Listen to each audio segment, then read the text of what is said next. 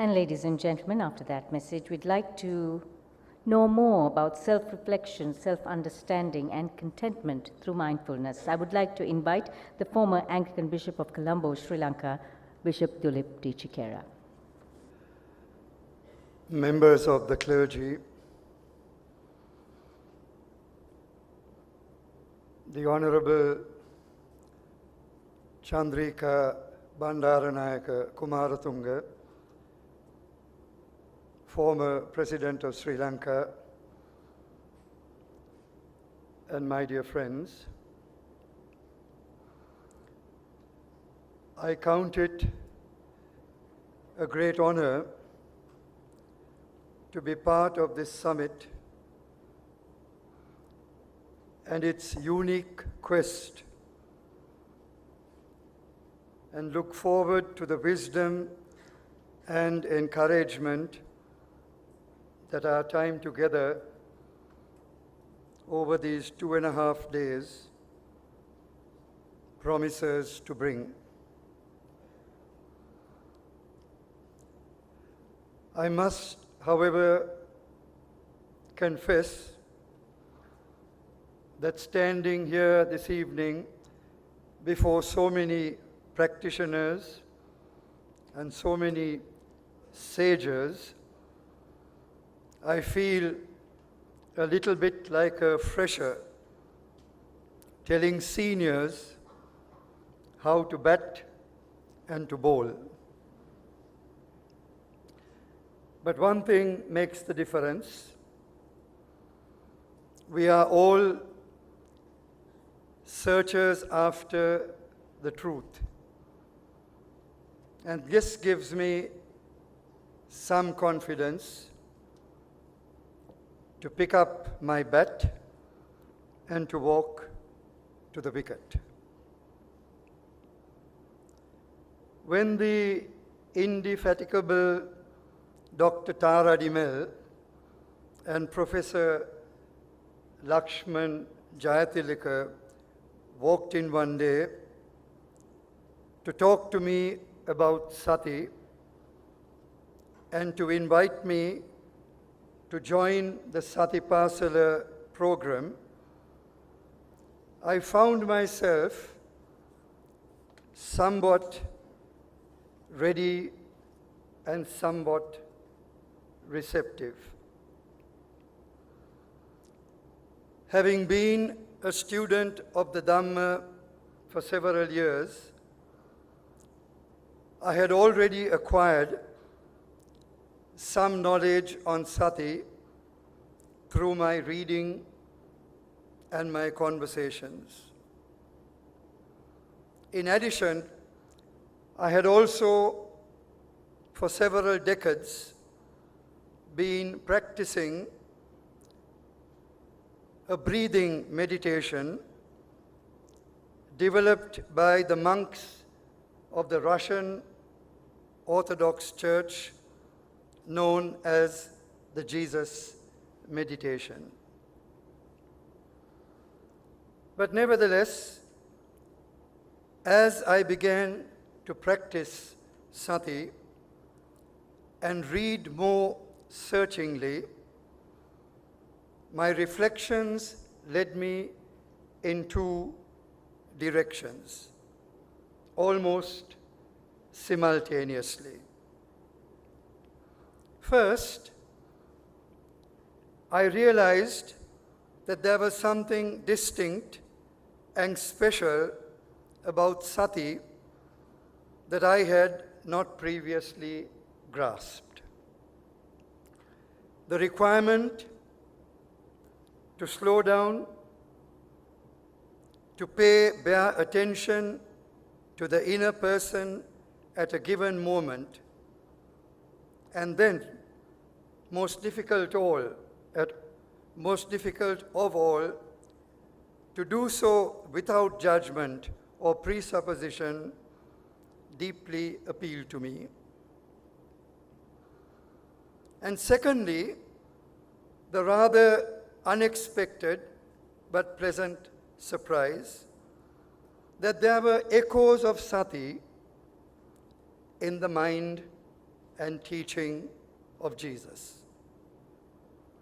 But while the echoes of Sati in the mind and teaching of Jesus were scattered and less integrated, Sati in the teaching of the Buddha was refined and nuanced and certainly well integrated.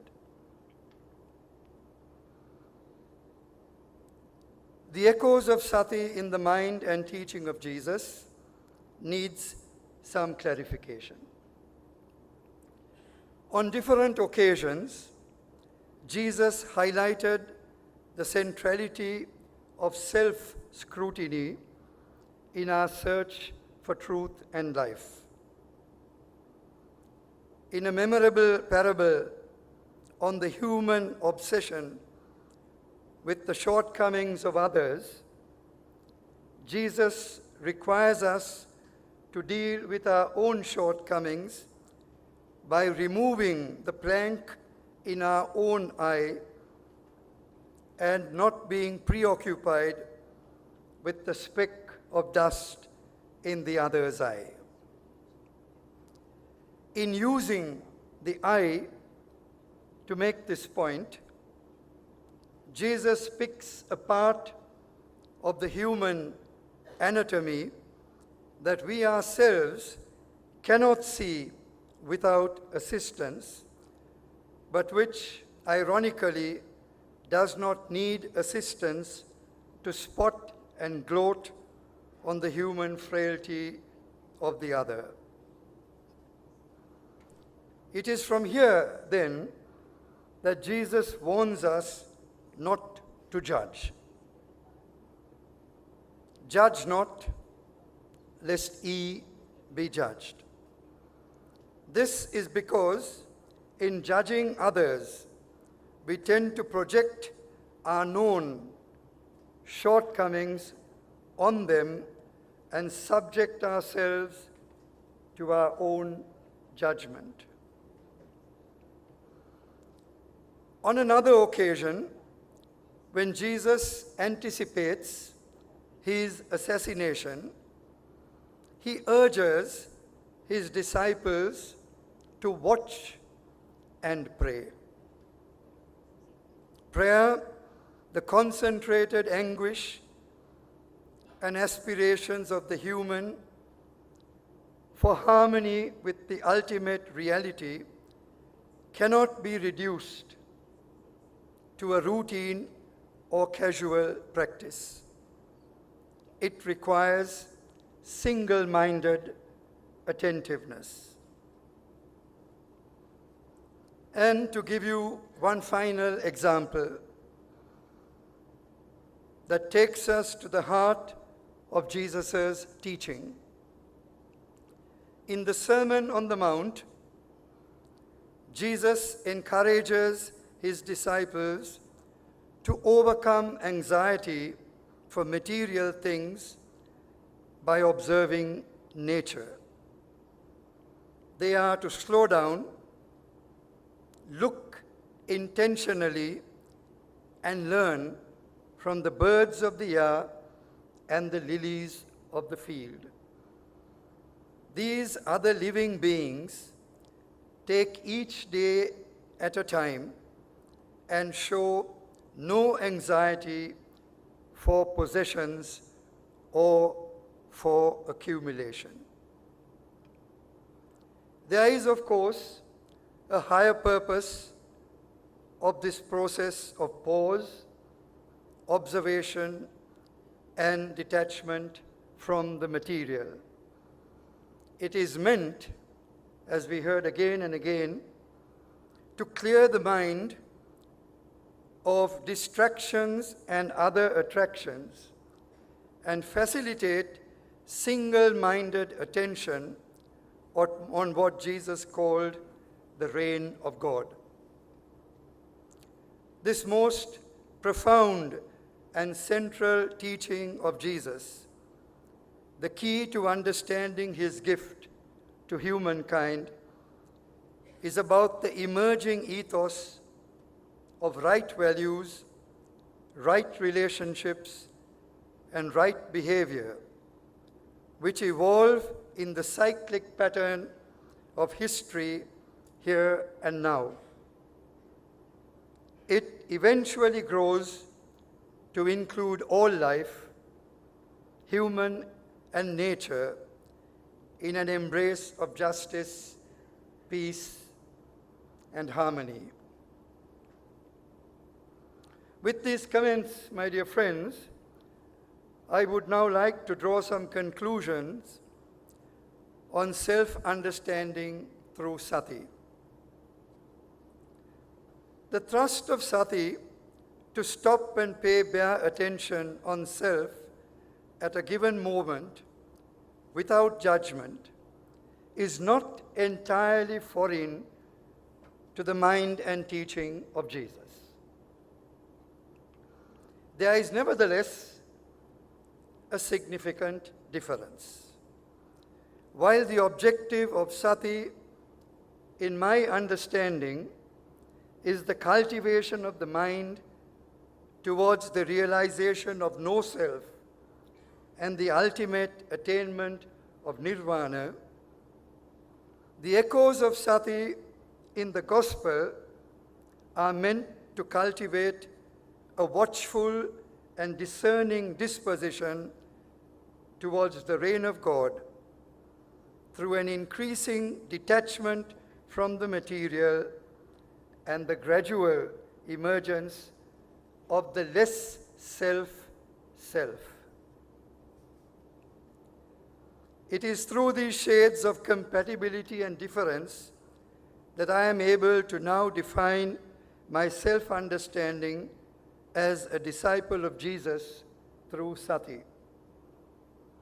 The practice of Sati helps me to delve moment by moment into my conscious and subconscious self through deepening layers of superficiality, superstition, pretense, fear, insecurity, arrogance, greed, and much more, all of which obstruct a more vivid discernment of the reign of God and a corresponding less self response to the reign of God. Along with this, I have certainly grown less anxious in wanting to make things happen quickly and my way, and have acquired a greater sense of calmness and happiness in living and realizing the moment. Consequently, my self-understanding is best summed up with a slight modification of the title of Paul Nitter's famous book, Without the Buddha, I May Not Be a Christian, to state that without Sati, I may not become as integrated a Christian as I ought to be. It is for these reasons that I am able and happy to commend the practice of Sati to all discerning disciples of Jesus. Jesus said, "Come and see," to an inquirer who later became a disciple. It is through courageous engagement that we experience universal truth and learn the universal lessons of life. It is also my hope that as more and more disciples of Jesus discover this unique gift of the Buddha, as I have, that the Sri Lankan Christian community will make the still urgent and much desired shift from being Christians in Sri Lanka to becoming Sri Lankan Christians. This latter identity will undoubtedly enable the Christian community in our country to relate better to our sister religions with greater trust and serve the people of our country with better understanding. And finally, in this dual movement towards self-reflection and self-understanding through Sati, we do well to bear in mind the wise words of my dear friend Jnanapala Himi of the Vajiraramya Viharaya. He time and again reminds me that in all our endeavors after the truth, we are to adopt the Bodhisattva mentality and go slowly, go carefully, and indeed go mindfully. Thank you.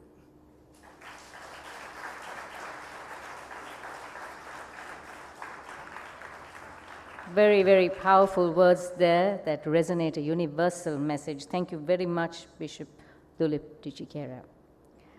I would now like to invite to the podium the Honorable State Minister for Foreign Affairs, Honorable Vasantha Senanayake.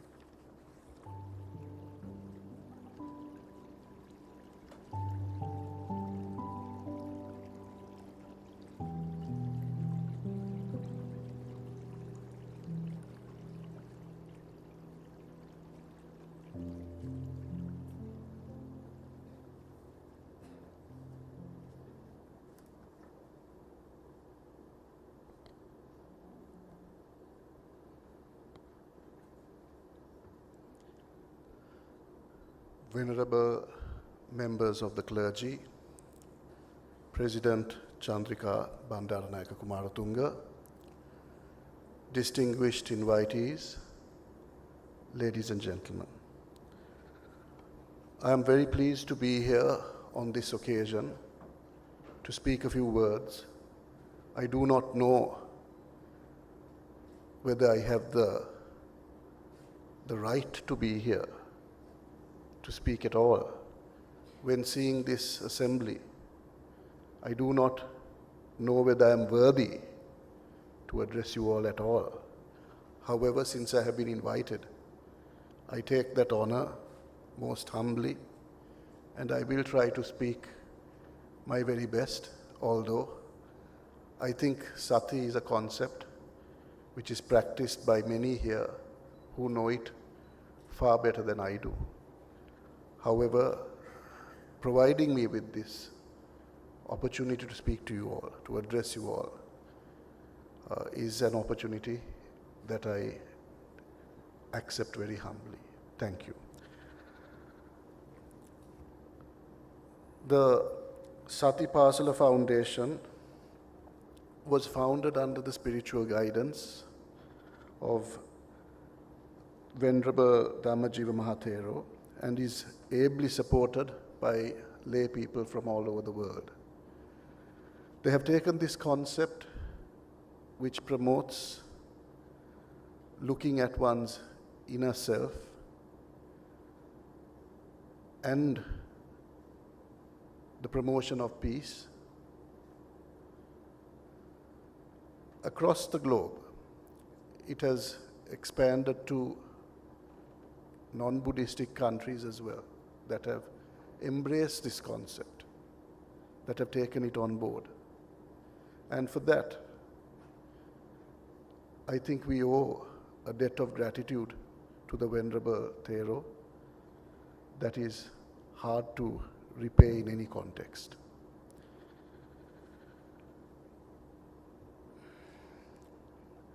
The Sati Pasala itself commenced in Sri Lanka and in other parts of the world with a focus on bringing the principle of Sati to the institutions of teaching and of learning, to the universities, to the schools, and to the students.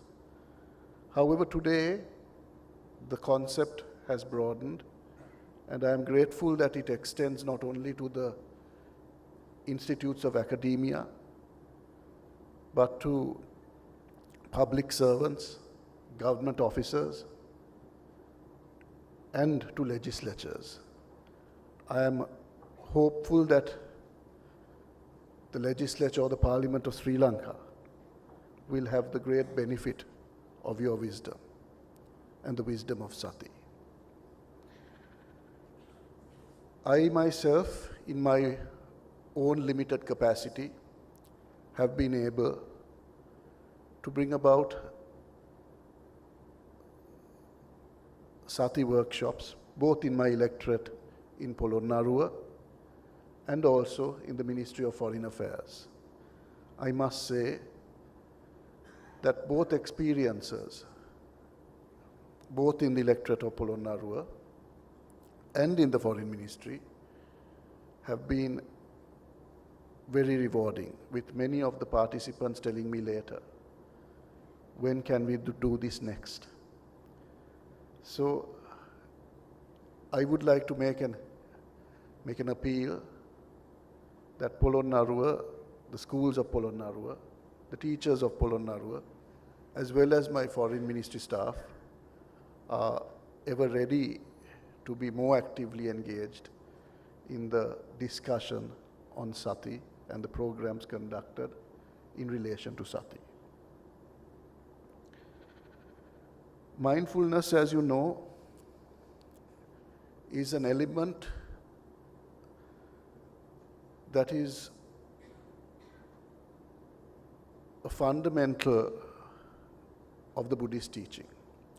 But it is not something that the Buddhist teaching owns. If you take pre-Buddhist India enjoyed centuries of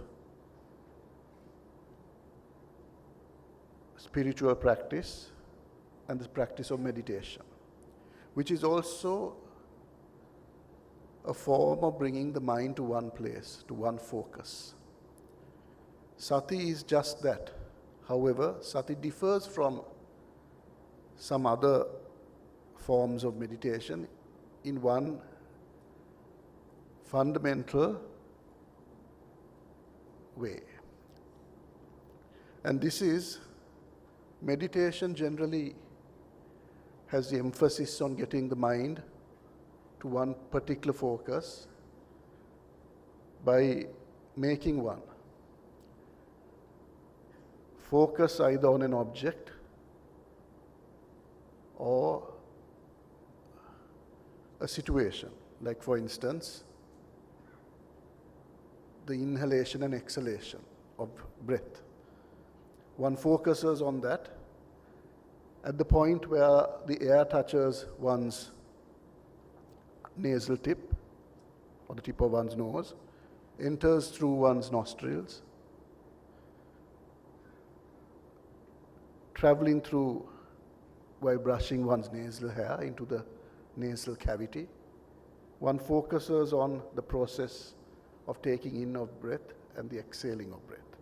That is a process that one focuses. Or one can focus on a particular object, a lotus flower maybe, and meditate upon that. However, Sati differs from this in a fundamental way, and a way which is easy for lay people like ourselves, that one can do one's everyday chores while practicing Sati. One lives in the present, the here and the now, without getting involved in the situation. One is merely an observer. One practices Sati, one can practice Sati when one walks to the bus stand, when one is traveling to work, when one is cooking. Your total undivided attention into what you're doing and what is happening around you in the immediate context, and you perceive them with your senses fully. You experience that moment at that present time fully. That is the concept of Sati. Sri Lanka is supposedly the country that produces the finest tea. I've often wondered how many people have actually experienced a cup of tea. How many Sri Lankans? I believe many in this room must have. But how many Sri Lankans have truly experienced a cup of tea, not gulped it down? Gulping it down, maybe almost all 20 plus million of our population would have done that. But how many would have actually experienced a cup of tea? I I know when I drink my cup of tea in my office, I don't do this always, I'm not mindful all the time. At least 80% of the time I'm not mindful. But when I am mindful, I think I am fully mindful. And when I drink my cup of tea, when I am mindful, I do not just drink the tea. When I pick up the cup, I feel the handle. I feel the texture of the handle. I feel the cup. I know what the cup is made of. I'm seated down in a chair usually. I know and I am aware I'm seated. I feel the material of the chair at various parts of my body touching my skin. I experience that sensation of that material on the chair touching my skin. Before I drink my tea, I see the vapor or the smoke rising up from my cup. I feel the temperature in my office, which is usually air conditioned. And I feel the temperature in the cup, which is a different temperature. I see the color of the tea, which is a beautiful amber brown usually. And then I get its fragrance, which touches my nose before I start drinking that cup of tea. I feel its taste towards the end of that experience. But it's an ongoing experience, which I relish till I finish the cup. And that is how a cup of tea is experienced if you're mindful, I think. And I think in most things we do, if one is mindful, the reactions we get from others are also different. For instance, if I were to stand here and shout that my good friend Dr. Tara Dimel is one of the stupidest people I've ever met, she would not, I'm sure, stand back and shout at me, "You are even more stupid." Childish actions often get childish responses. We see this in Parliament all the time. I have seen many of my colleagues shouting at each other, one lot telling each other, "Your mismanagement of this government is appalling and unquestionable." The response usually is, "Oh, in your time you did worse, you did A, B, C, and D." And in this exchange, I always think to myself, sadly, nobody ever says, why couldn't we have done it better by doing this instead? Nobody comes up with that constructive solution. Each is hell-bent on proving the other was worse.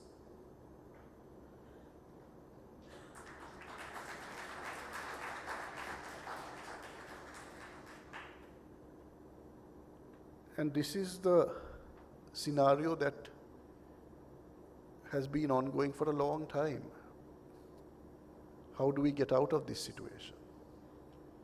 How do we free ourselves of this situation? How do we rebuild our country, which suffered immeasurably during the last so many years of the war, that took so many lives? After the war, we saw, or we heard some people trying to say, we have won the war. I was of the view, we never won a war. All Sri Lankans lost. Whether they were Sinhalese, Tamils, or whatever, everybody lost in the war. The war ended. That is a fact. The war ended. But nobody won from the war. The whole country lost. Now that the country has lost, we must rebuild this country. And how can we do that if we are not mature? If we still go back to the old days of name-calling, pointing fingers, and not looking to our inner selves. Yes, governments in the past may have done worse, but are we perfect? Have we done our best? That is what we should ask ourselves. That is what we should be asking ourselves.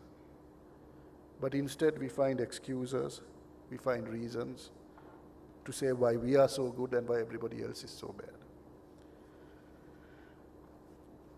I am asked to speak about a mindful Sri Lanka. If we are to speak about a mindful Sri Lanka, we have to learn to leave the past where the past is. We can learn from the past, but not dwell in it, not live in it. We must live in the present time. We must live now. We are often plagued with the insecurities of what will happen in an uncertain future. We are thinking of possible scenarios that might happen tomorrow and the day after tomorrow, and how we are going to cope with them and meet with them, and what our reaction is going to be. We may be thinking of, if A meets me and says this to me, I will say this to A. But this scenario may never happen. But it is an imagined situation which is wasting our time, consuming our time. And it is an imagined situation that is not productive for anyone. The past is similar. Sometimes I do the same thing. You think of the past and say, when so-and-so told me this, I should have said this in return. But you cannot go to the past again and change that and say that. So it is just a waste of your time, really, trying to think of what could have happened in the past, and also try to imagine what will happen in the future, and what position we will take if that happens in the future. I think if one is mindful, one also needs to be mindful with a little bit of equanimity. Equanimity is that quality where you're neither affected too seriously by the so-called benefits and the fortune that you have, and you're not too seriously affected with the terrible disasters that you perceive. The Buddha himself referred to it, I believe, as samana sukha dukkha, to be able to take both the pluses and the minuses in one stride. I'm trying terribly hard, it's very difficult.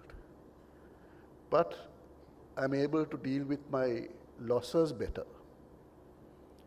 I still find, if I were to think of the poem If by Rudyard Kipling, Rudyard Kipling, I believe, said something like, if you can meet triumph and defeat and treat both imposters just the same. And to me, still it's easier to meet triumph than disaster. However, I'm able to handle disaster better as I handle the last election result, because I'm able to some extent, take it in my stride, at least to a point. It is something that comes with practice. Sati also needs practice. Like every good sport, I think of Sati as a sport. The more you practice it, the better you become at it. And so Sati is a concept that one needs to nurture and keep on practicing. And the more one practices it, certain things like being detached and observing comes naturally to you. But it is not without a fight. It is something one has to be conscious of and determined about. And eventually the goal becomes easier with practice and hard work. So in Sri Lanka, there are many areas where we can develop from the concept of Sati. In Parliament, we can perhaps reconcile with each other. We can not just shout abuse at each other, but say things which are constructive, which both sides may someday be able to agree on, the government and the opposition. If we can agree on things, how do we improve our country? Not on how we win the next election, but how do we take the country forwards for all Sri Lankans? Maybe we can agree on national policies. Some countries, even India, has national policies on certain aspects. We have national policies on nothing. But don't we need national policies? On agriculture, on our foreign policy, on so many aspects. If we can come to agreement, I think our development is much easier. I think one of the reasons this is so difficult for us to proceed in the developing world is that there is so much focus on each other's political success, but there's little agreement on the national interest. And I think if one were to take a step back and look at it from the point of view of Sati, I think one would be able to put one's nation and the people one was elected to represent before oneself. That, I think, is the ultimate goal, and that is what we as politicians were elected for. If we think of the oath we took, we do not take an oath to enrich ourselves. We do not take an oath to empower ourselves. We do not take an oath to perpetuate ourselves in power. We take an oath for our country, to develop our country, to work for the interests of our people. That is what Sati will help us to do, if as parliamentarians we choose to do it. Therefore, I see Sati as an invaluable concept that can reconcile a country that was torn by war, that can reconcile political parties that only know to hate. Sati can also help in eradicating and eliminating stress-related diseases. So we know that a lot of ailments, whether it be diabetes, whether it be hypertension, whether it be arthritis, whether it be allergies, asthma, most of these conditions are caused, if not are aggravated by stress. A follower of Sati may not be entirely free of stress, but is able to cope and deal with stress better than most others.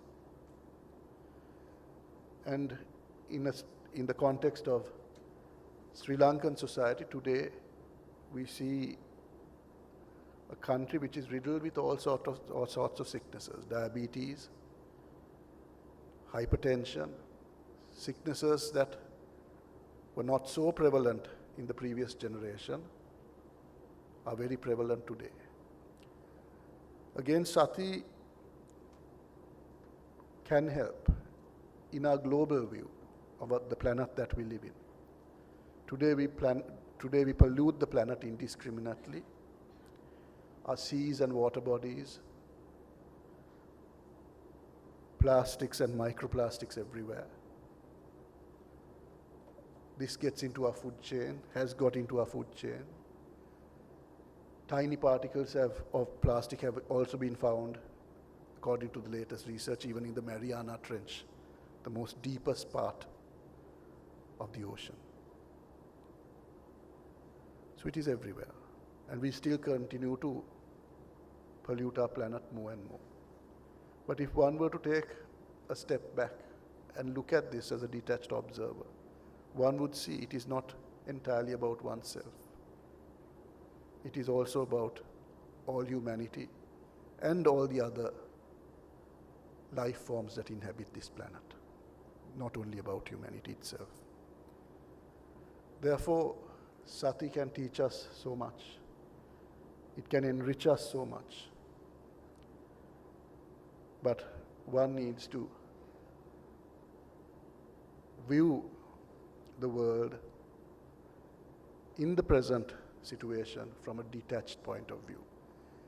Now I want to end this with a beautiful,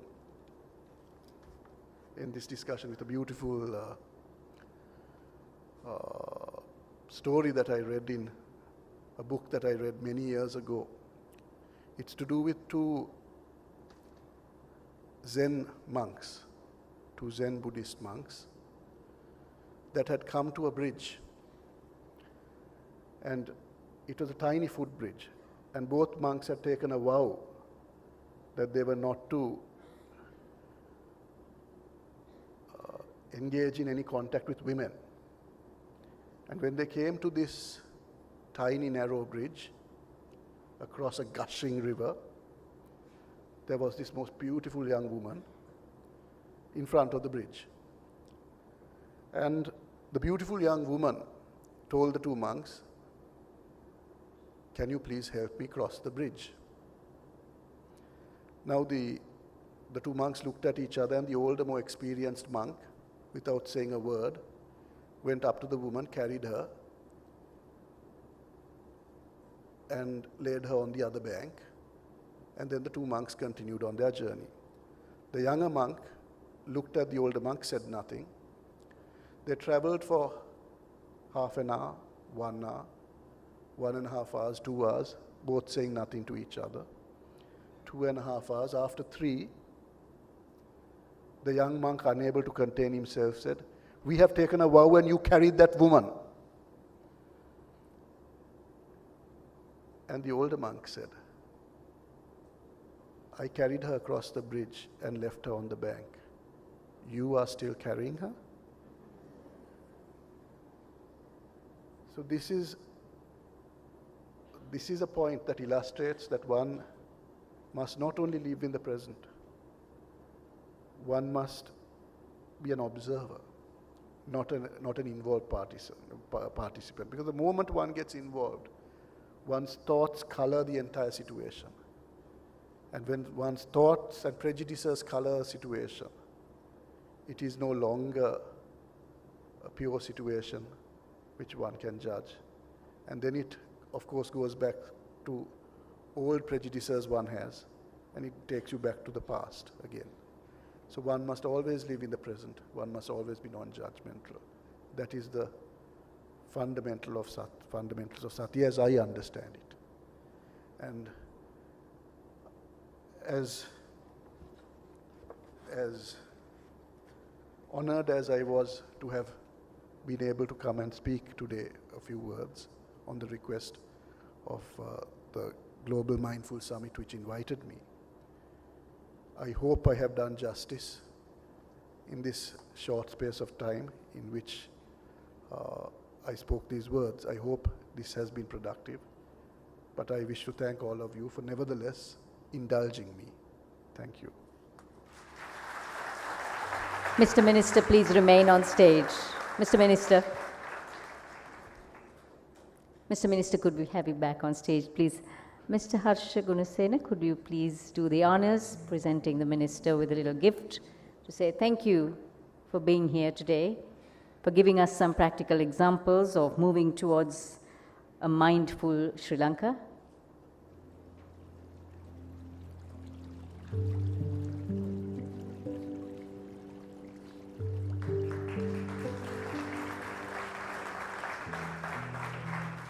And you also realize that drinking your cup of tea will never be the same again. We now have a message from the Venerable Bhikkhu Bodhi on mindfulness for global citizenship. Good day, everyone. And first, I would like to extend my greetings to Venerable Dhammajiva, to Tara Demel, and to everyone else who's been involved in organizing this Mindfulness Summit in Sri Lanka. And I'm sorry that I could not be with you today, but I'm thankful that I was given the opportunity to speak a few words. The topic that I was asked to speak about is the relationship between mindfulness and global citizenship. And so the question that I will be discussing is whether the practice of mindfulness necessarily and invariably will make us better citizens, more responsible citizens, both in our own countries and in the exercise of our global responsibilities. In short, I'll be dealing with the question of whether the practice of mindfulness will enable us to have a more positive influence on the world. First, I want to speak about what I mean by mindfulness. Here, I mean mindfulness specifically in a meditative context as the attentiveness to the present moment and awareness of the present. In the practice of mindfulness, intention might be focused on a single object, as in the practice of mindfulness of breathing, or it can be an unfocused awareness, an awareness of whatever is happening without excluding other things from the mind. The conclusion that I've come to is that the impact of mindfulness on our role as global citizens is indeterminate. That is, mindfulness can have a positive impact only when it is integrated with a number of other factors, which I will discuss later. On its own, however, I would say that the role of mindfulness is highly variable. And as I say it, mindfulness can move in any of three directions. One direction is that the practice of mindfulness can lead to an inner withdrawal, which makes us increasingly indifferent to national and global affairs. In particular, I've observed that a number of Buddhist meditators, when they take up the serious practice of mindfulness, become completely indifferent to events taking place in their own countries and around the world. And if mindfulness is promoted in this way, it can even become an adjunct to governmental policies or programs of domination. That is, the practice of mindfulness can make us compliant, complacent citizens who are willing to conform to whatever our leaders decree. And we might think that opposing them and resisting them is a departure from the stance of pure observation. And instead of becoming involved in external affairs, we might withdraw into an inner absorption, which then allows the leaders to do whatever they want. A second possibility is that the practice of mindfulness may actually coexist with attitudes that are overtly harmful. The practice of mindfulness tends to intensify, to strengthen the mind, to make it sharper and more versatile. But the stronger and sharper mind can be used for purposes that we would consider ethically dubious, even for unethically and socially disruptive purposes. One example of this is the way the practice of mindfulness is being adopted in the commercial world, so that businessmen are training in mindfulness in order to become more effective in their business dealings, with the aim of increasing the profits of their corporations. This marriage between mindfulness training and business has become very prominent in the West, especially the US, and even the training in mindfulness has become a big business in the United States, a business which currently is worth in the billions of dollars. The third direction in which the practice of mindfulness can lead us is to make us more responsible global citizens. But for that to happen, something more than just the practice of mindfulness is needed. I don't think it's necessary to insist that the practice of mindfulness be embodied in the framework of the Buddha's teachings, but the Buddha's path can give us some perspective on the way mindfulness should properly be adopted. The Buddha's path begins with right view or right understanding. That leads to right intentions or right motives, namely the motive to be free from selfish desire, the motive to generate goodwill, and the motive to generate compassion. That then leads to the three ethical factors: right speech, right action, right livelihood, then to right effort. The effort to purify the mind, and then we come to right mindfulness. So right mindfulness comes seventh in the Buddha's path, where it's supported and embraced by the previous six factors. This provides us with a model for how we can apply the practice of mindfulness to our role as global citizens, whether as Buddhists, as followers of some other faith, or as secular followers without any faith commitment. In order to be practitioners of mindfulness and global citizens, I would say that the practice of mindfulness has to be embedded in a program that includes at least 4 other factors. So what are these 4 other factors? The first is what I call moral vision.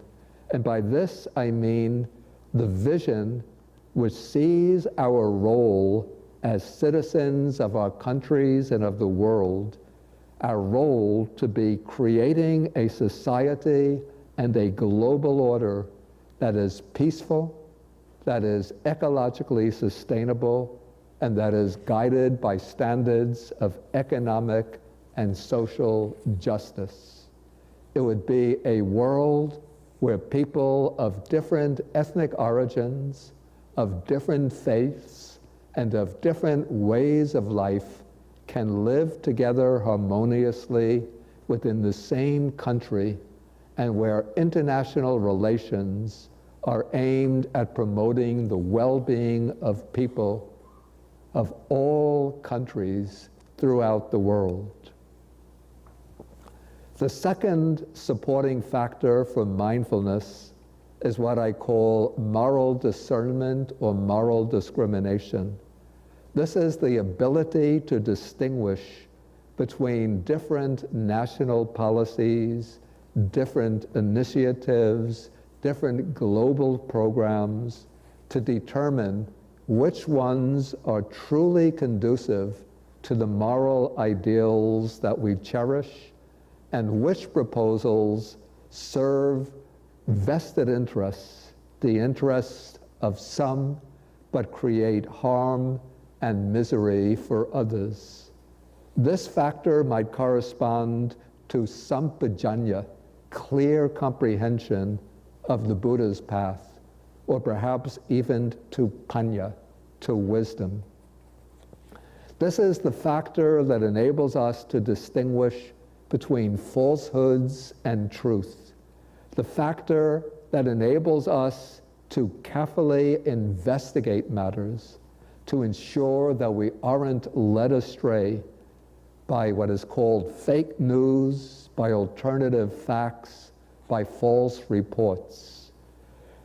The factor that prevents us from advocating policies that turn out to be harmful, and that gives us the ability to analyze different proposals to determine which ones will ultimately promote the greatest good. The third factor that should accompany the practice of mindfulness is moral courage. This is the courage to act on one's convictions, not to flinch, not to back down, not to turn away when the choice of the moral good poses personal risks, when it calls for resistance, even for struggle against those in positions of power who want to hold on to their power and seek their own good. This entails a willingness to stand against those who advocate violence and war, who oppress minorities and the vulnerable, who seek profit in ways that bring harm to others, the courage to resist policies that will lead to environmental disruption and destruction. The fourth factor that should accompany right mindfulness is moral integrity. This means that one's practice of mindfulness is embedded in a life guided by high ethical principles, above all by harmlessness, by compassion, and truthfulness. When we make a commitment to a life of moral integrity, then the practice of mindfulness can shine a spotlight on those aspects of our lives, of our conduct, that deviate from our ideals. The practice of mindfulness can also enable us to understand our own minds better, to ensure that even at the level of thought, the level of intention, we remain faithful to our ideals and that we're willing to act on these ideals in our role as national and global citizens. Okay, so looking at our role as global citizens in relation to the practice of mindfulness, to sum up, I would say that the practice of mindfulness can help us be better global citizens. But for this to happen, the practice of mindfulness must be guided and inspired by an uplifting moral vision. We must be willing to exercise moral discernment and discrimination between what is truly good and what is ultimately harmful. We must have the moral courage to act on our convictions, and we must be leading a life of moral integrity, a life of right speech, right action, and right livelihood. I hope these words will be helpful, and I thank you for the opportunity to share some of my thoughts with you today. With thanks to Bhikkhu Bodhi, the Venerable Bhikkhu Bodhi, for giving us that message. We did have a demonstration on yoga and the impact that mindfulness, the relationship it has with mindfulness. And bringing that part of it in, I would like to invite the Venerable Yogavacara Rahula, who will be giving you an idea of yoga and mindfulness, how it makes a meaningful connection. Friends, so this is going to be a slightly different topic than we've been discussing about the practice of mindfulness and the ways that we can implicate mindfulness in various aspects of our life, and being global citizens and politics, to hopefully make the place a better world. But I wanted to talk about the practice of integrating yoga with mindfulness. Now in the world, both meditation, and when I talk about mindfulness, I include or mean, the practice of meditation, because mindfulness is a practice of meditation as well as cultivating awareness. So mindfulness and meditation is becoming very popular all over the world, and so is yoga. And often these two things are seen as kind of a little different. And a lot of people that, especially the Buddhists who practice meditation, they often see yoga as, coming from a different religious tradition, specifically, let's say, Hinduism. And because they feel that the Buddha didn't really talk much about yoga, although he did talk about Atta Kilamatthana yoga, or the self-mortification.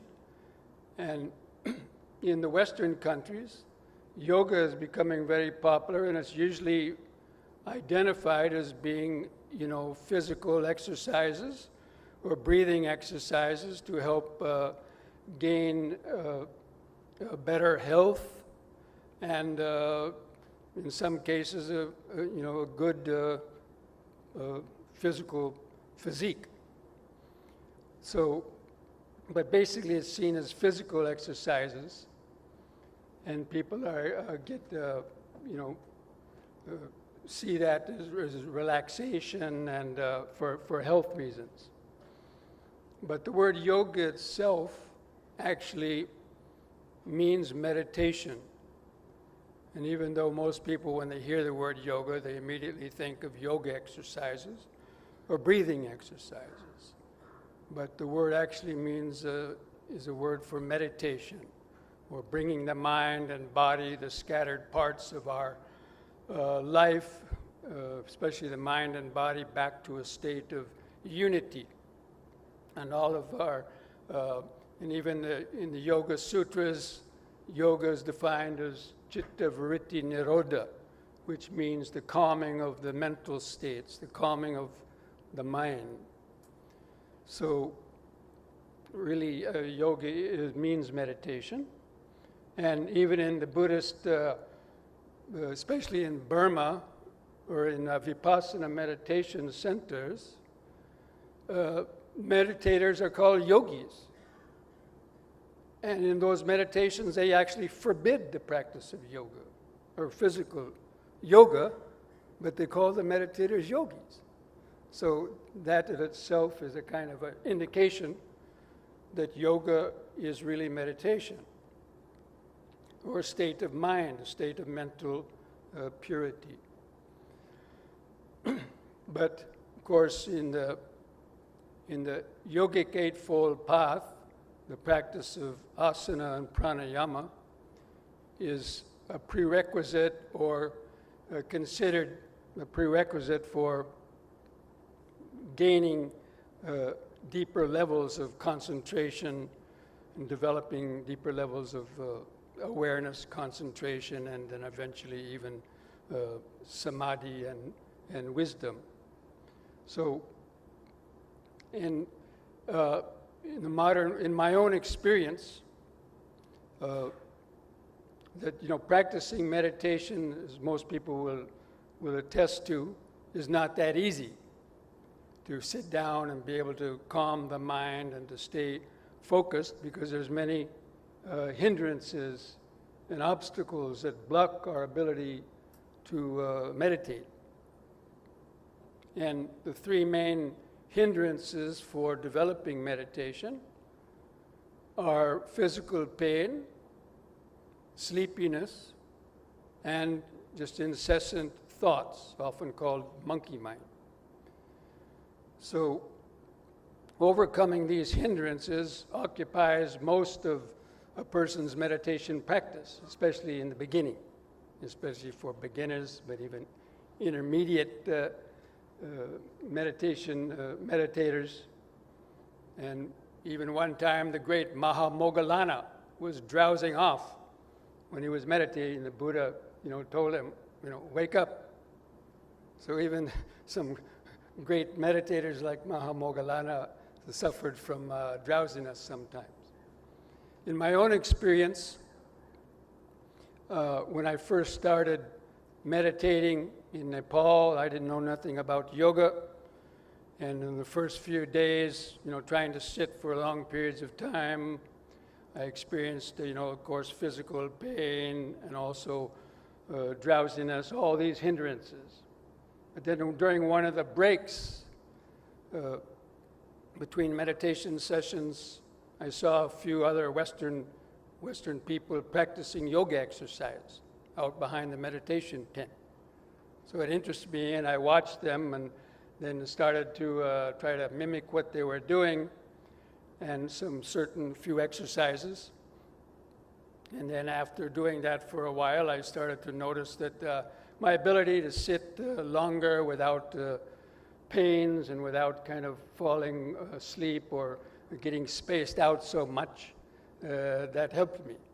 So I started to develop a more interest in the practice of yoga as an aid to meditation. And later I went to a yoga ashram in India before I became a monk, and studied there 6 months, and learned a lot of different yoga exercises. But of course, meditation is, the practice of meditation, especially in the Buddhist context, is about learning how to purify our mind of greed, hatred, and delusion. But it's not easy to observe our mind. It's not easy to let go of our thoughts, because thoughts are arising from the deepest level of the unconscious mind or the nervous system. And normally our mind is focused in the past or present and in the external world, and it's not really centered. So that in that way, we just stay caught in our reactive mind. And basically, this body is the home for the mind. You know, even from the moment of conception, consciousness became embedded in the first cell, of the baby. And in 9 months, it went from a one-cell organism to multi-billion cell organism, and consciousness went into every cell. You could say awareness, the life force. And essentially every cell of the body has a kind of awareness. And that awareness is basically the awareness of the present moment. So the body is always in the present moment. It's always just here, whether you're sitting, standing, walking, laying down, doing different movements. The body is simply there. And we can feel it.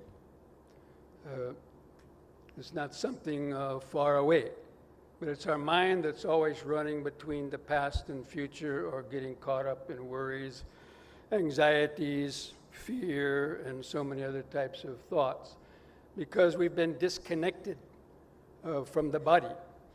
And at the time of birth, in the young baby, before it's 6 months old, his mind is still basically in the present moment.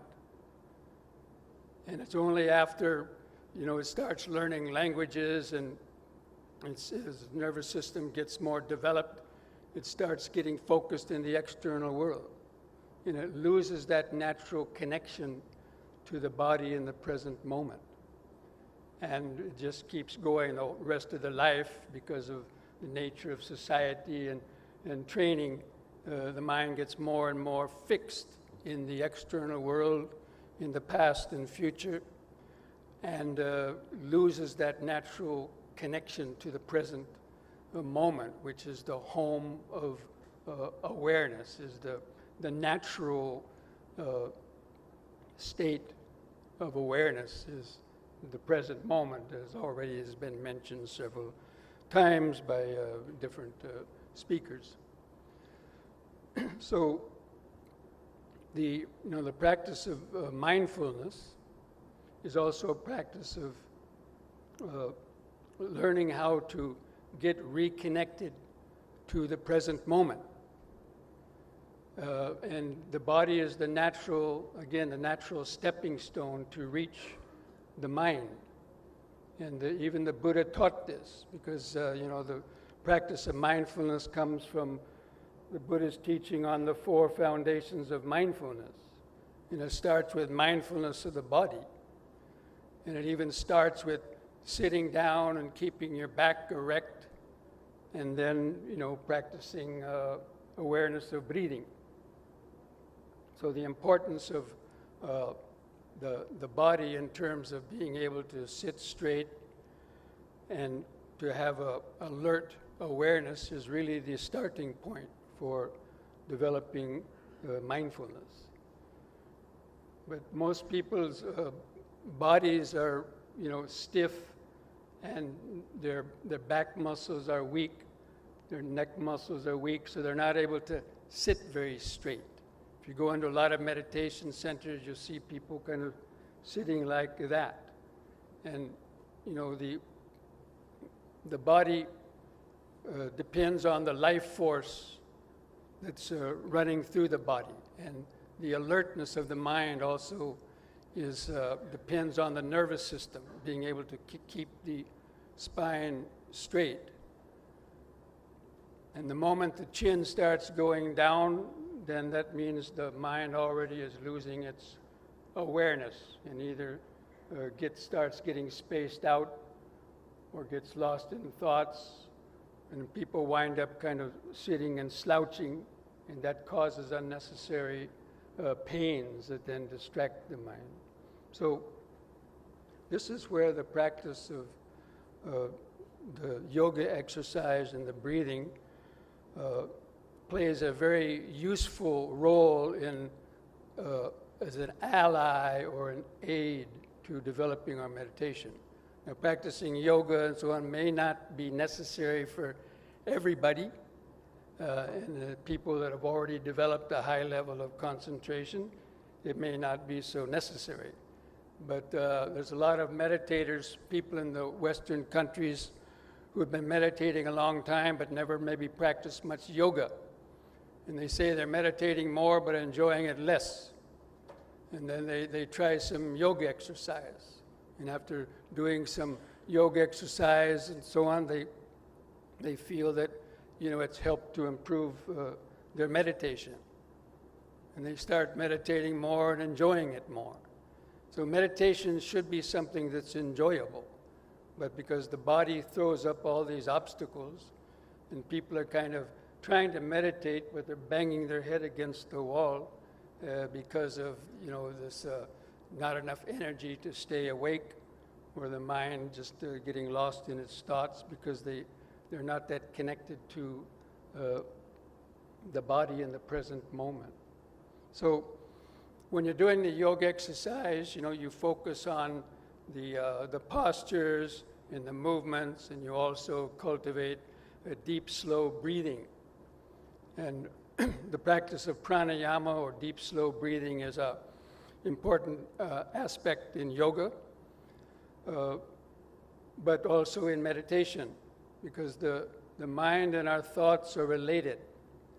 The quicker you breathe, it shows that the mind is more agitated.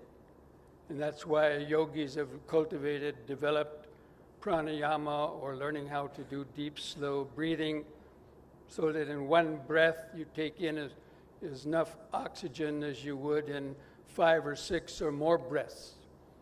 And so the breathing becomes more mellow, and you oxygenate the blood, which goes out to the cells and helps to keep the body and the mind more alert.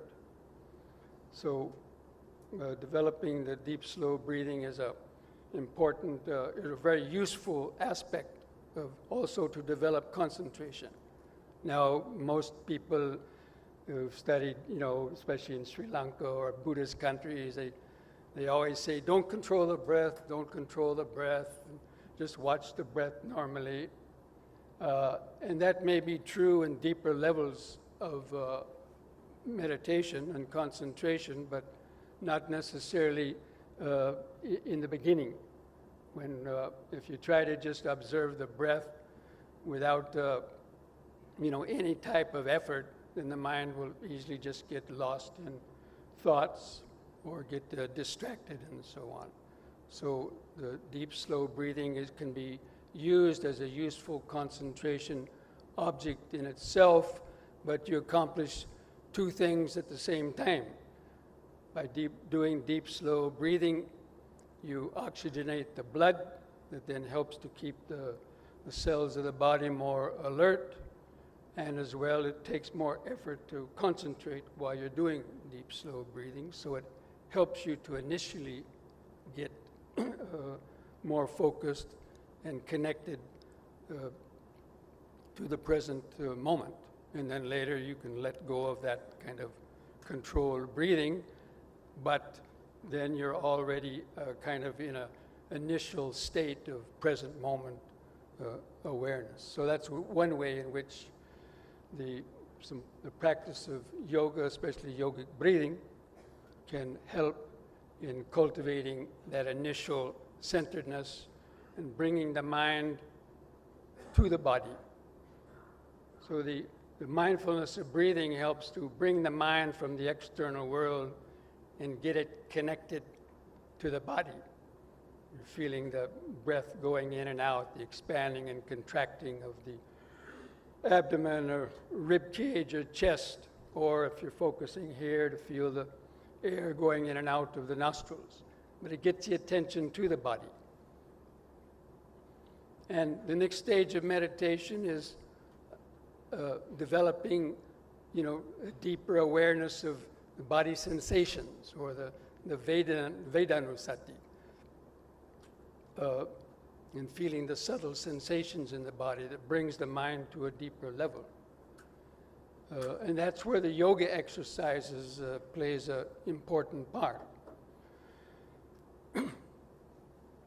Because if the body is stiff, the joints are stiff, the life force can't flow properly because it gets kind of blocked by dense muscle tissue or stiff joints, sort of like water building up behind a dam. And so that's when pain arises. Most pain, or many pains, are due to the life force not flowing properly and getting blocked by, again, this stiffness and poor circulation.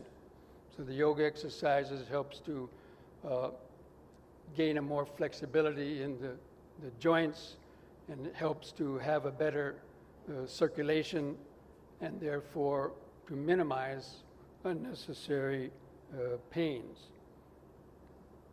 And that also helps the life force to flow more freely and have a more alive feeling in the body, to feel more sensation.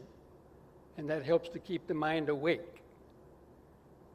Because if you have nothing really to feel, the mind will just either space out in its thoughts or go to sleep. So that we need to keep the mind alert and awake. So even the Buddha taught that the mindfulness of the body is the first stage of the meditation practice. So, and the spine is the most important part of the body. And meditation happens between the brain and the spinal column. That's where all the sensory input comes through the five senses. Is relayed through the nervous system, which is, for the most part, centered along the spine, where it reaches the brain to have perception, where perception and consciousness is triggered off or awakened. So keeping the spine straight and the head up is a great aid for the practice of the meditation. But the first thing that happens is when you sit to meditate, we have this big chin that sticks out, and there's nothing underneath it to support. So the first thing that happens is gravity grabs that chin and starts pulling it down. And because the muscles of the neck are weak, because people don't practice head and neck exercises, they can't combat that force of the gravity. Or they're not attentive to the body, and it happens. And when the chin goes down, that causes the shoulders to kind of cave in and constrict your chest. So the breathing becomes very short and jerky and shallow. And that also then the gravity keeps hammering down on the top of the head and pushing the spine down until a lot of people wind up sitting like that. And again, as I mentioned, they get pains and they're half asleep or lost in their thoughts. So that's where really the practice of yoga plays its a useful role in helping to, when you meditate, to be able to sit down, to maintain an erect posture, to keep the chin up so that the nervous system is in its most optimal functioning state. And therefore, the mind can therefore stay alert, and you have more feeling in the body, and you can develop deeper levels of awareness. So, in the practice of the Satipatthana, as I mentioned before, the breathing is a way to get to the body, but then the Buddha himself had us explore the body, to feel the four elements, which are the subtle vibrations in the body, which helps to deepen awareness. And to feel the Vedanas that are coming through the senses, even the vibrations from sound and other senses. You become more attuned to that because you're in touch with the nervous system, and the nervous system is more alert and awake.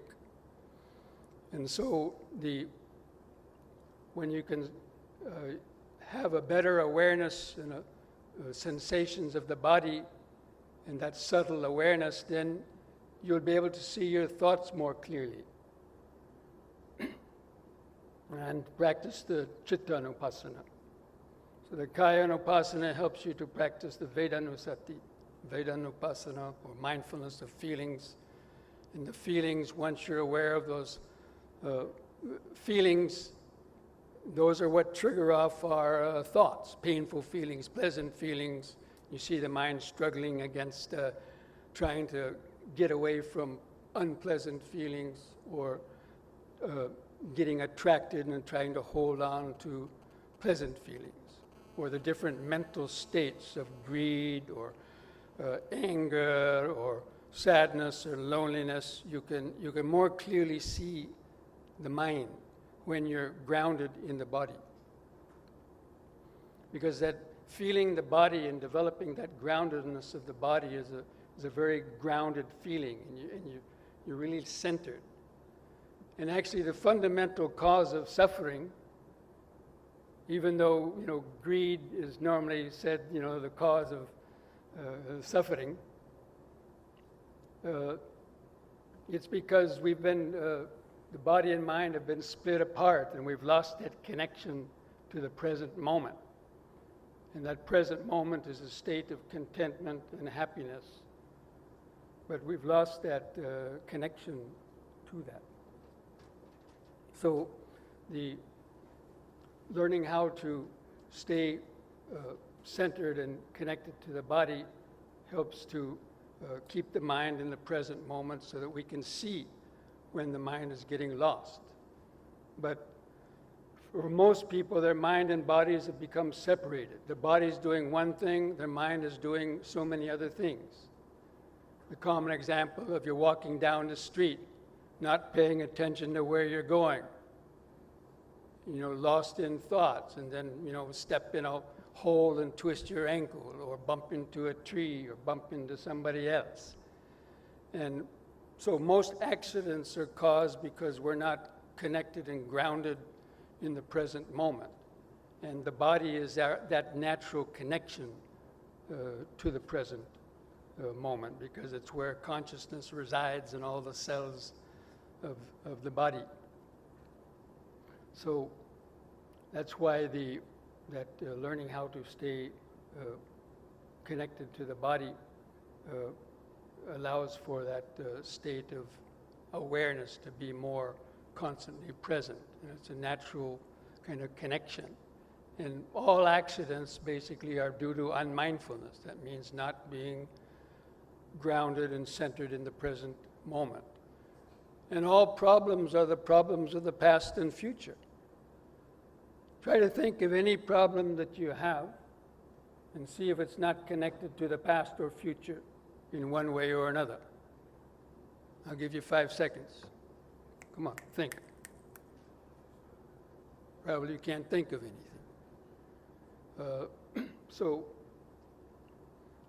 And that's why people are always lost in the past and future, because they're not connected to the body as an anchor.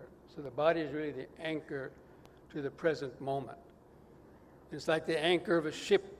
If a ship doesn't have an anchor, when a storm comes up, it gets blown here and there and may capsize or crash into other ships.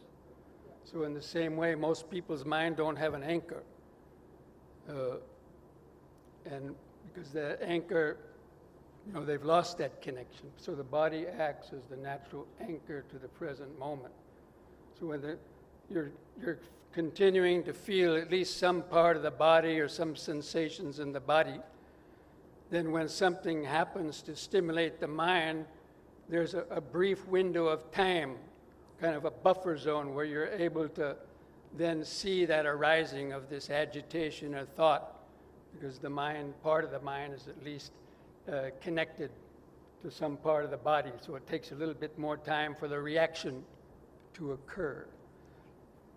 So that also is a very useful part of the meditation, or the aspect of developing the mindfulness, because that's how we transform our thoughts, is to have some space when the thoughts and the impulses arise. We have a little bit of space to contemplate it. Do I need to react to this, or let it go? Is this going to be something useful or something not useful? And so you have that ability to then,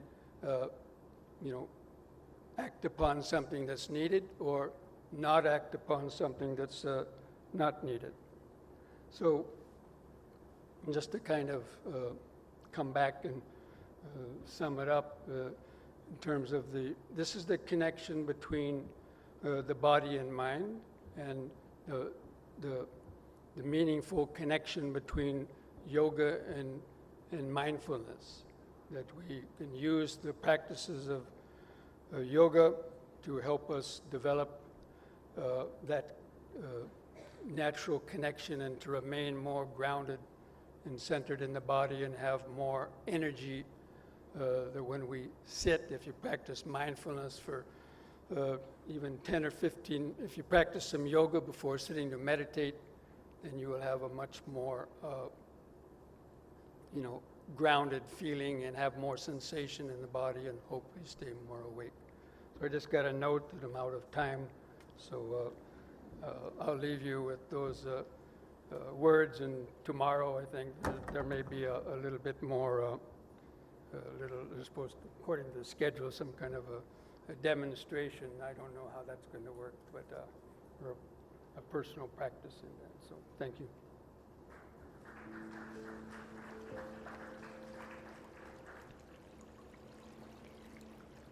Thank you very much, Venerable Rahula.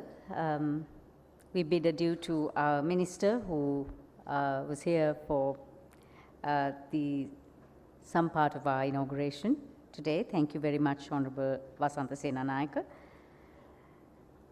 We now move to Rwanda, and we have a message from Venerable Sangharakkhita. When I was a child, I was Olivier Biraro. Now I'm Venerable Sangharakkhita. This is my Buddhist name. I will tell you how I became Sangharakkhita. I was born in 1981 in Rwanda, a tiny country in the heart of Africa. A civil war broke out in the country. It culminated in the 1994 genocide, in which over 800,000 people were killed in less than 3 months. I was one of the many kids who were torn from their families in that confusion. I'm here now to tell you this story. I was sure I had suffered because I was weak and unable to defend myself. I vowed to live in the place of all those whose lives were unjustly wasted. I began to practice martial arts with an aim to take revenge someday. Into the practice and study of karate, I poured my time-bomb anger and rage to live. Karate made me strong. It also brought me something I had not expected.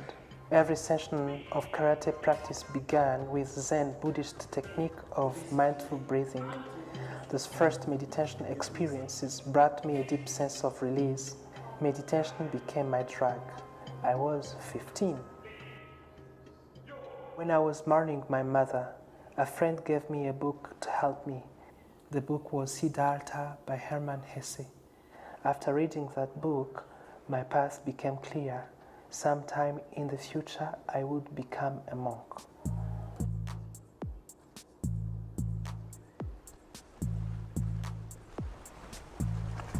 Hatred was in the hearts of the people who had persecuted me and killed others.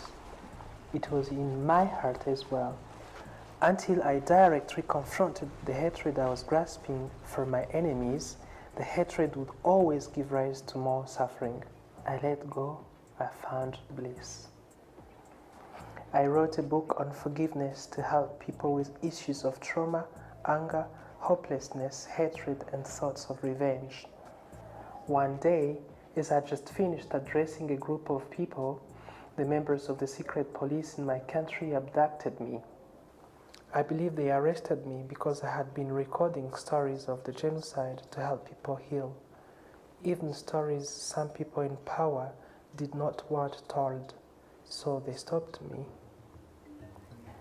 They kept me in a small damp cell where I had to sleep on a cold floor. I had the best conditions to meditate. I experienced a deep state of peace that I had never experienced before. I sent vibrations of loving kindness continually to the police officer and to all beings. I decided that if I ever came out of that hell alive, I would become a monk in order to prolong my peace. They had intended to break me psychologically. They had done just the opposite. After my release from prison, the time had come to fulfill my purpose. I believed that a Buddhist monastery would be the best place to do so.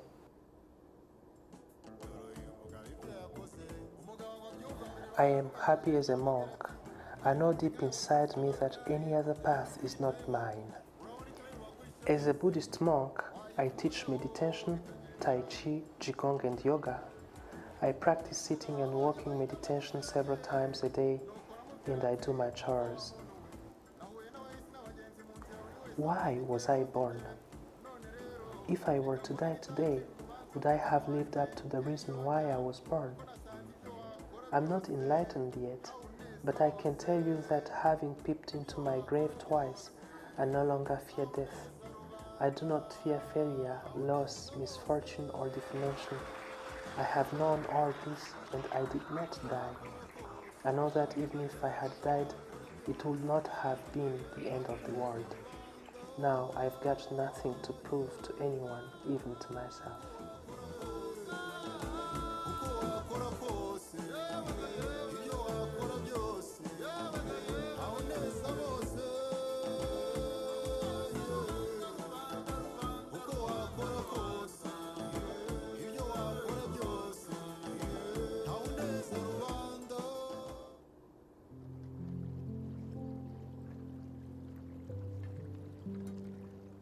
Ladies and gentlemen, in closing this inauguration ceremony and making way for tomorrow and day after, I would now like to invite the Venerable U Dhammajiva for the Global Mindfulness Sitting.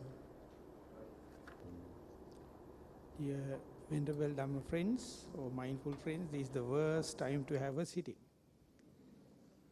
After being here for about 4 hours, without much of exercises or any walking meditation, you may find very sour in taste. But we will try to take another 10 minutes and see, or just try to verify whether can we be mindful under these circumstances, or even after sitting for 4 hours, can we be aware about the posture. So sitting posture, as verily the Venerable Rahula explained, is the beginning for the beginners, because this posture, once you assumed, need no any kind of maintenance. So therefore, once you assume the posture and sit in a cross-legged position, you can see a kind of a triangle touching the ground, and the way you keep the arms also make in a shape of a pyramid or an anthill, so that let the body to sit in its own way and try to be mindful about the present moment or the present posture.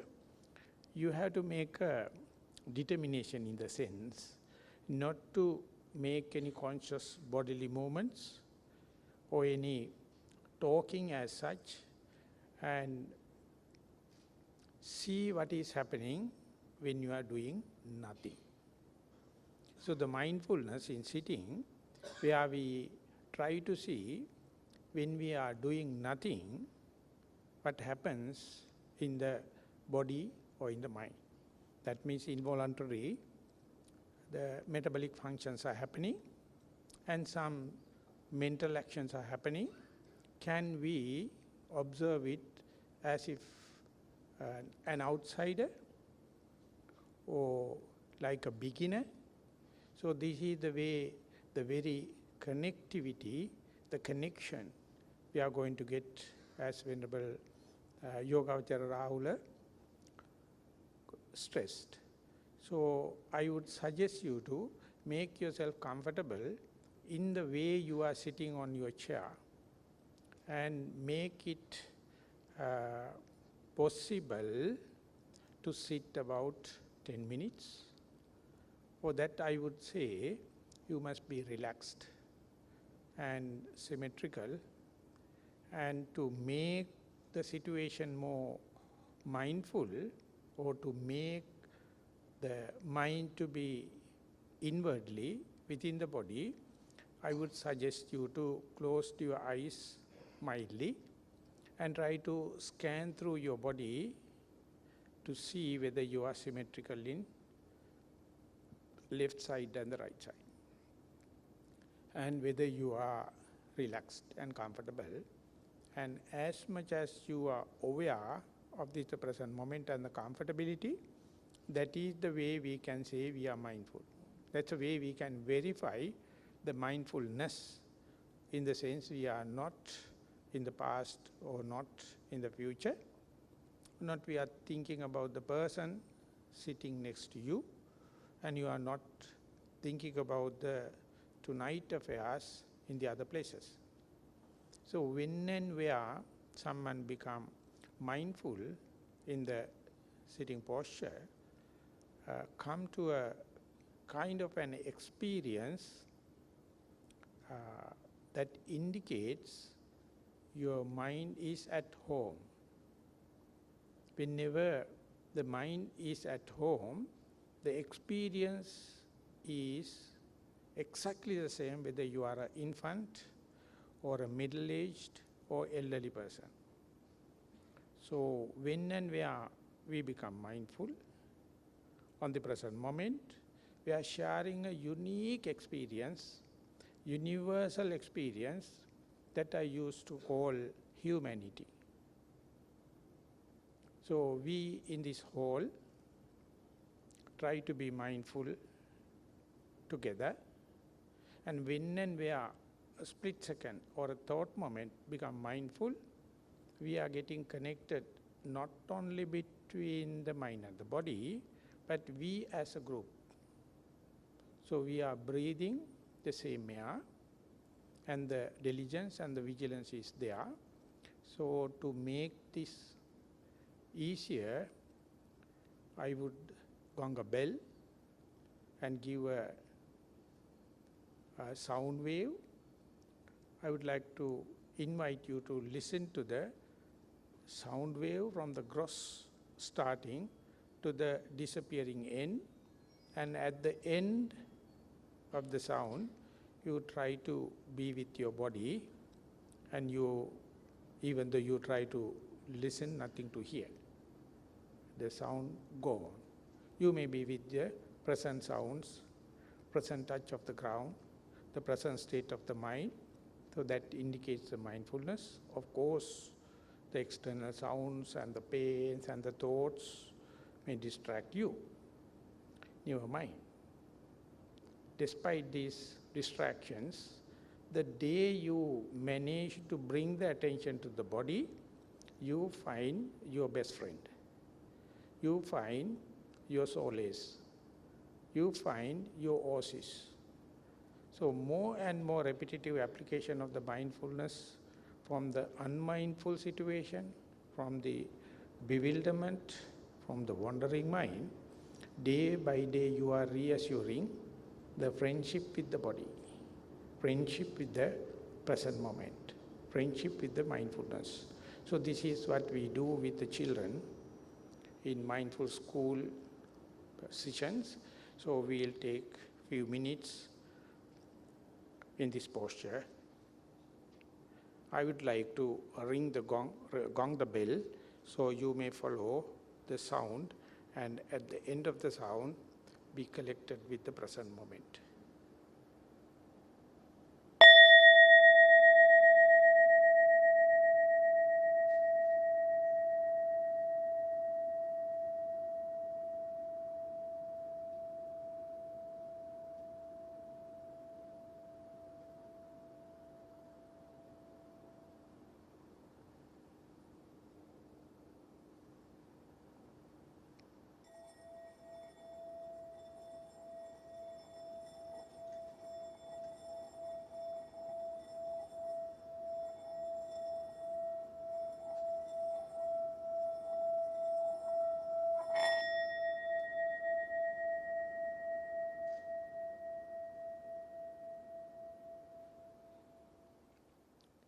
Thank you very much. I know this is the best sound you heard for the day. That indicates the end of the session. Thank you very much for the cooperation, participation, for all the monks, all the clergy, and the distinguished guests. Have a good night. Thank you.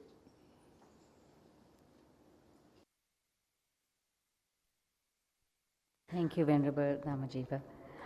Ladies and gentlemen, please remember if any of you have any headsets, it has to be returned to the front desk. And please don't leave right at this point. We have just a few announcements, and then we would like you to rise for the national anthem once more. Please wear your delegates' badges at all times. Do come early, and we have tea and coffee available for you before we start the day. So, ladies and gentlemen, now please rise for the national anthem.